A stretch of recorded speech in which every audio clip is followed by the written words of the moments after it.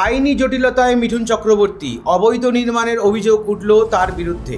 মহারাষ্ট্রের মালাড মাড আইল্যান্ডে এরাঙ্গাল গ্রামে রয়েছে মিঠুনের বাড়ি। সম্প্রতি মুম্বাই পুরসভার অভিযোগ, প্রয়োজনীয় অনুমতি ছাড়াই ওই জমির ওপর বাড়ি তৈরি ও তার সংস্কার করেছে মিঠুন। অভিযোগ উঠেছে বাড়ির একতলার অংশ নিয়ে। সম্প্রতি এই এলাকায় প্রায় 130টি অবৈধ নির্মাণ চিহ্নিত করেছে বিএমসি। তালিকায় মিঠুনের বাড়ি সহ রয়েছে আরও কয়েকটি বাংলো। সপ্তাহখানেকের মধ্যে অভিনেতাকে নিজের কাজে জবাবদিহি করার নির্দেশ দিয়েছে পুরসভা। মিঠুনের কৈফিয়ত সন্তোষজনক না হলে 31শে মের মধ্যে বাড়ি ভেঙে দিতে পারে প্রশাসন। অভিনেতার বিরুদ্ধে আইনি পদক্ষেপও করা হবে। তবে অবৈধভাবে বাড়ি সংস্কারের অভিযোগ অস্বীকার করেছেন মিঠুন। তার বক্তব্য, বেআইনি নির্মাণ অনেক আগেই সব রকম কাগজপত্র পেশ করা হয়েছে এবং প্রয়োজনে দরকারে আবার কাগজপত্র পেশ করা হবে।